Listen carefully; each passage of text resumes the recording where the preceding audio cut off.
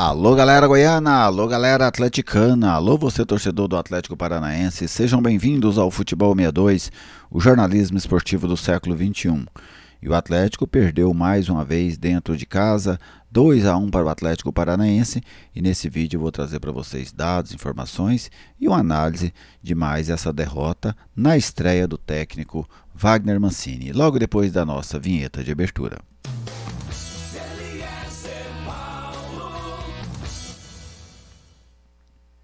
Estou aqui no Futebol 62 e com alegria recebo a sua visita. Seja bem-vindo ao canal. É uma satisfação contar com a sua audiência. Se você ainda não é inscrito, eu te convido a se inscrever.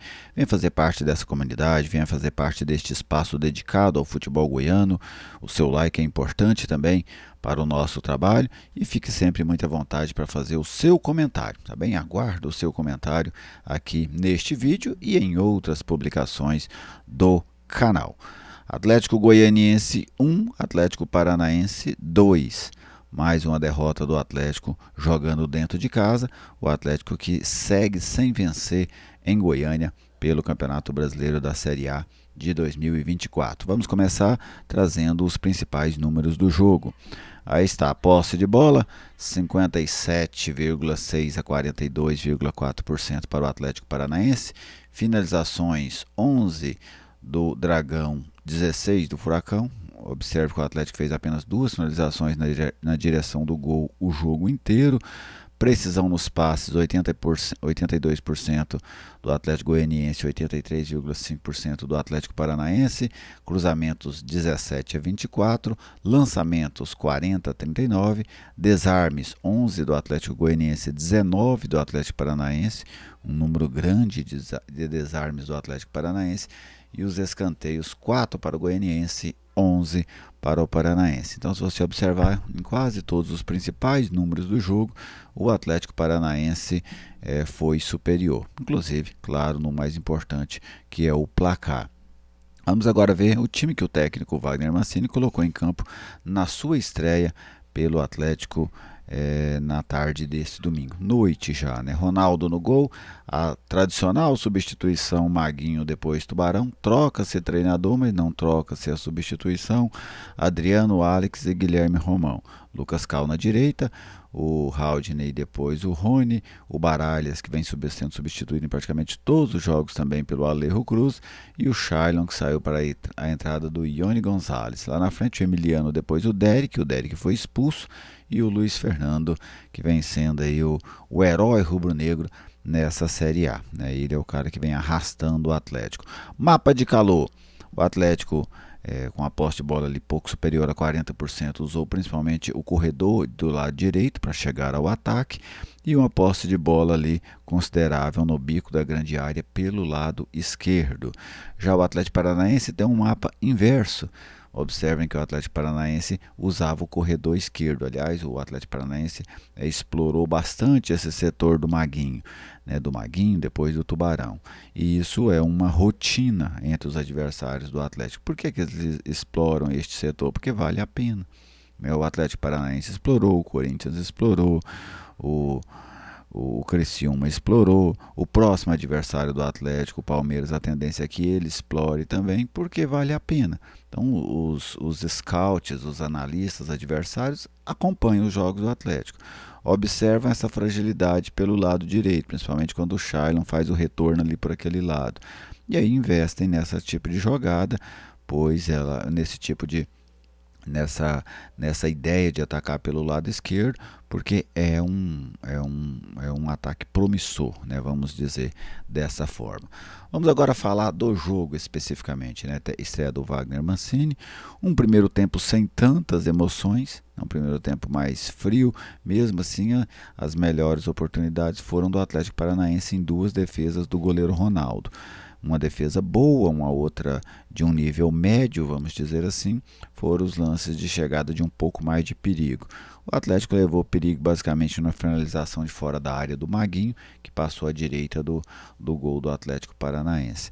E a equipe paranaense ela tinha um controle do jogo, né? ela tinha um controle da bola e um controle do jogo, não conseguia ser tão agressivo. O Atlético ele ficava muito dependente das bolas paradas e esperando alguma coisa do Luiz Fernando, né, que é o cara que de longe é o melhor jogador do Atlético nessa Série A do Campeonato Brasileiro. Luiz Fernando está muito distante dos que o acompanham em termos de um ranking, vamos dizer assim, de atuação. Veio o segundo tempo, né? Quem é que aparece? Né? Quem é que aparece para outra vez fazer a diferença a favor do Atlético? O Luiz Fernando. Ele arrasta do meio campo. Achei até que o quarto zagueiro do Atlético Paranaense não fez uma leitura correta da jogada, porque ele não fecha a jogada nunca, ele vai escoltando o Luiz Fernando, mas o Luiz não tinha nada com isso.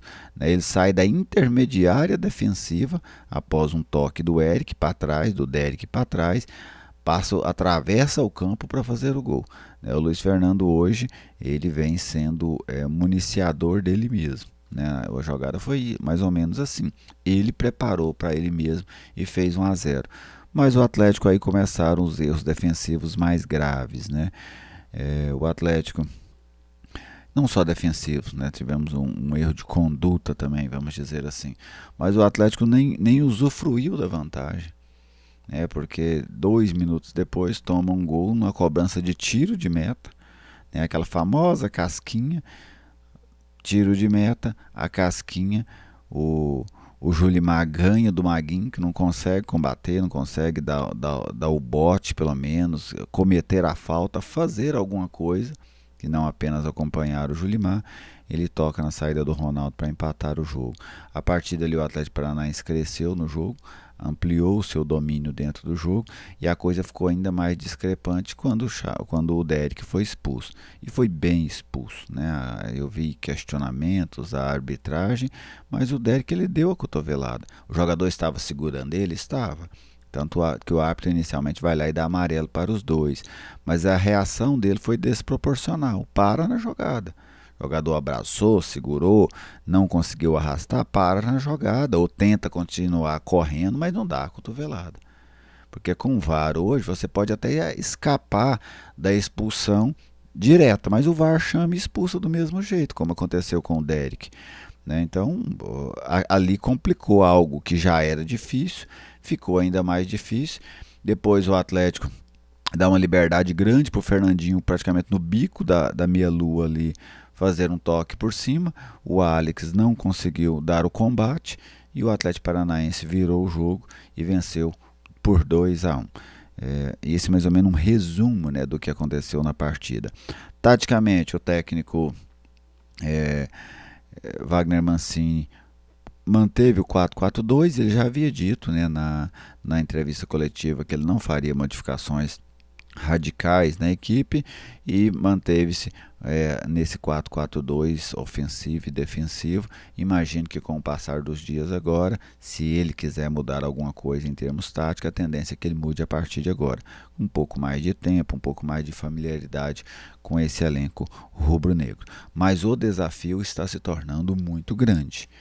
Se a gente observar a situação em que o Atlético está hoje dentro do Campeonato Brasileiro da Série A. A missão para o Wagner, a missão para o Adson, a missão para esse elenco, ela vai se tornando cada vez mais pesada.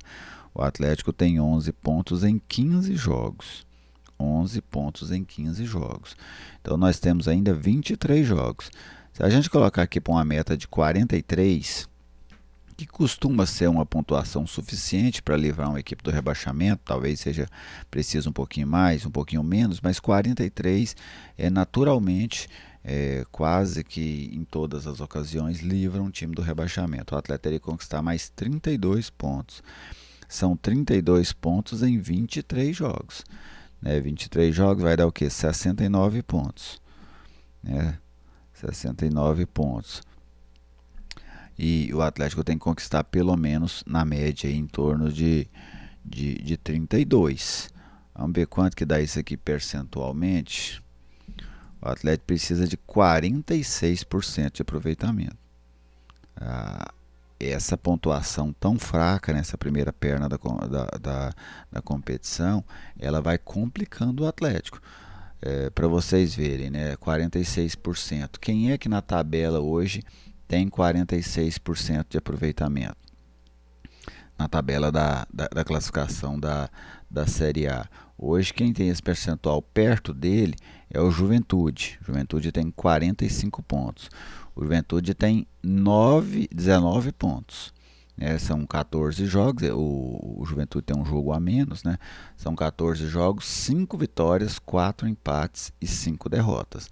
Então, em média, o Atlético teria que mais ou menos equilibrar as vitórias com as derrotas, né? Elas ficarem parelhas e ter um número interessante de empates também para conseguir essa pontuação de 32 pontos. Se a gente pegar aqui, vamos pôr, por exemplo, 8 vitórias e 8 empates. 8 vitórias daria ao Atlético 24 pontos, 8 empates chegaria a 32, e isso em 23 jogos. Então seriam 8 vitórias, 8 empates e 7 derrotas. Você nesse caso já teria que vencer mais do que perder. Claro que se você vencer mais, por exemplo, 10 vitórias, você faz 30 pontos. Né? Mas vencer 10 de 23 não é uma missão fácil para uma equipe para uma dessas equipes que está lá na parte de baixo da tabela. Então a reação do Atlético ela precisa começar o quanto antes. Antes, quando o Atlético iniciou nessa sequência, eu falei que era uma sequência perigosa, que poderia talvez jogar o Atlético até mesmo na lanterna. Não vai jogar o Atlético na lanterna, porque o Atlético tem uma vantagem de 4 pontos para a equipe do Fluminense, mas jogou o Atlético na vice-lanterna, vamos dizer assim. E com alguns clubes começando, por exemplo, a distância do Atlético ela não é tão grande hoje, mas ela já começa a ficar considerável ali. O Vitória já tem 4 pontos a mais, o Criciúma tem 5 pontos a mais, o Vasco tem 6 pontos a mais, o Juventude tem 8 pontos a mais do que o Atlético, sem contar os gigantes que estão em volta do Atlético, que é outro perigo. O Atlético está rodeado de Corinthians, Grêmio e Fluminense. 3 equipes de um orçamento muito maior e com poder de investimento muito maior. Então a situação do Atlético ela vai ficando extremamente dramática dentro da Série A do Campeonato Brasileiro. O Adson terá que ser muito, mas muito assertivo nessa janela, né? Porque se ele não for, as chances do Atlético fugir do rebaixamento são pequenas. Essa aí, em termos só um outro aspecto, né, sobre a estreia do Wagner. O Wagner ainda não conseguiu dar uma cara ao seu time, né? Eu não vi a cara do Wagner nesse jogo, com exceção ali daquele combo de alterações que ele faz, né? Mas eu não vi ainda essa mudança do Wagner, e era natural, né, também. Você não vai ver isso da noite para o dia. E eu sinto que os defensores do Atlético, aconteceu muito isso no jogo de ontem, eles precisam ser mais decididos. Né? O Atlético tomou gols e outras jogadas também que o Atlético Paranaense conseguiu construir, que faltou aquele embate, sabe? Aquele embate. No futebol é um jogo de disputas, tem hora que você tem que disputar. E o Atlético faltou isso nos 2 gols que ele tomou. E mais um aspecto: o Atlético não pode terminar tantos jogos com um jogador a menos. O Atlético vem tendo muitos jogadores expulsos nesse Campeonato Brasileiro. Com 11 já é difícil, para uma equipe de baixo orçamento como o Atlético. Com 10 fica muito mais difícil. Mas essa é a minha análise aqui dessa derrota do Atlético para o Atlético Paranaense. Você, torcedor, tem a sua, né? Mesmo que seja completamente diferente da minha, deixa a sua opinião, deixa a sua mensagem, deixa o seu recado. Eu quero saber o que você pensa, como você viu essa derrota do Atlético Goianiense para o Atlético Paranaense por 2-1 no estádio Antônio Ascioli.